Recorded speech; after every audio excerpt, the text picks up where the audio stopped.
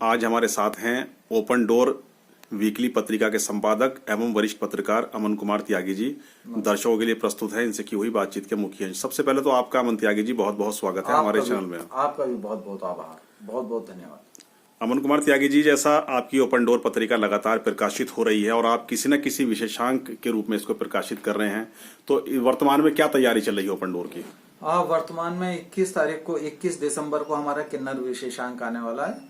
उसके बाद फिर एक मक्खन मुरादाबादी बहुत अच्छे साहित्यकार हैं मुरादाबाद के, उन पर भी विशेषांक है। और विशेष ये है कि हमारा 14 जनवरी को जी 2024 में जी नजीबाबाद पे एक बड़ा विशेषांक आने वाला है जी जी जो लगभग 100 पेज के आसपास का हो जाएगा। अच्छा, तो आप इस अंक में किन किन चीजों को जो है प्रमुखता देने जा रहे हैं?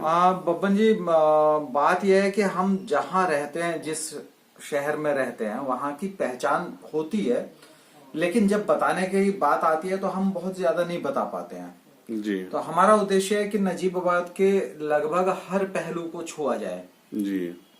अभी हमारे पास लगभग 60-62 पेज की सामग्री टाइप हो गई है, सेटिंग हो गई है, और भी करनी है, जिसमें हम नवाब नजीबुद्दौला को दे रहे हैं। पास में एक कस्बा है जलालाबाद, सहानपुर और किरतपुर ब्लॉक है इसी नजीबाबाद तहसील में, किरतपुर को भी दे रहे हैं।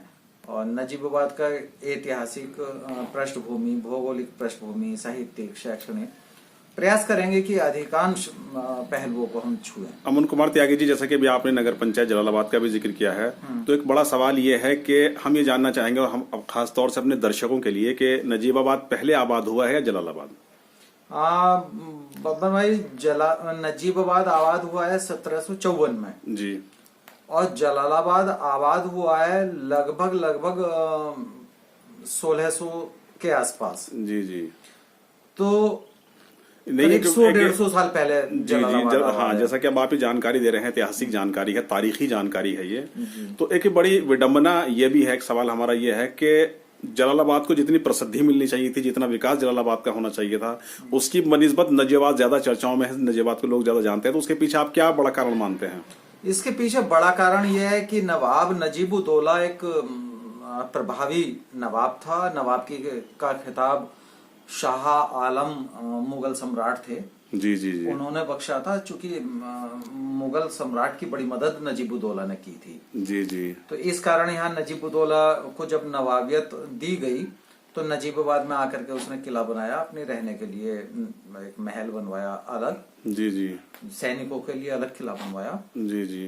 तो एक तो बड़ा कारण यह है कि सीधे नजीबाबाद दिल्ली से जुड़ गया। अच्छा। दूसरी बात, जलालाबाद की जब बात आती है तो जलालाबाद अकबर का एक नाम है जलालुद्दीन। जी जी। तो उन्हीं के नाम पे सहानपुर रियासत जहां आज है, जी जी, इन्हीं लोगों ने जलालाबाद बसाया था। राय मूछ पदारत सिंह जी जी, जैसे लोग थे, या वो खुद भी थे, जी जी, उन लोगों ने जलालाबाद बसाया था, लेकिन वो बहुत पहले बसाया था। जी जी जी। और ब्रिटिश शासन काल में, लगभग ब्रिटिश शासन काल की शुरुआत थी और नजीबाबाद का बसाव था। जी जी जी। एक तरह से यूं कह लीजिए कि दिल्ली के बहुत नजदीक नजीबाबाद हो गया था। अच्छा अच्छा। तो जब हम किसी के विकास की बात करते हैं तो हम ये देखते हैं कि जिसका विकास हो रहा है उसके संपर्क कहाँ है। जी जी। तो नजीबाबाद के संपर्क चूंकि दिल्ली थे, एक समय यह था कि दिल्ली की जो टकसाल चलती थी दिल्ली में, जी जी, जिसको मुद्रा होती थी, तो वो टकसाल नजीबाबाद में गढ़ी जाती थी। जी जी। दिल्ली का राजकाज बहुत सारा नजीबाबाद से होता था। जी, तो इसके अलावा और क्या कारण रहे हैं नजीबाबाद के ज्यादा प्रसिद्ध होने में? इसके अलावा ये कि नजीबाबाद रेलवे स्टेशन बन गया, बाद में आकाशवाणी बन गया, मुख्य लाइन पर है। एक नजीबाबाद में एक बड़ा किला भी है, जिसको पत्थरगढ़ का किला कहते हैं, या बाद में आप सुल्ताना डाकू का किला भी कहने लगे। अच्छा, सुल्ताना की वजह से नजीबाबाद बड़ा फेमस हुआ। जी जी जी जी, मतलब देश में नहीं, विदेशों तक में जो है मशहूर है सुल्ताना डाकू का नाम भी और सुल्ताना डाकू का किला भी। हाँ जी, हाँ जी, जी जी। तो कुल मिलाकर जो आपका शोधादर्श का जो ये हमारा नजीबाबाद के नाम से विशेषांक आने जा रहा है, ये विशेषांक का भी प्रूफ है। जी जी जी, प्रिंट जी जी निकाला जा रहा है। तो कुल मिलाकर अमन जी, आपका जो ये अंक तैयार होने जा रहा है, इसको लेकर आपका पाठकों के लिए क्या संदेश है, क्या मैसेज है?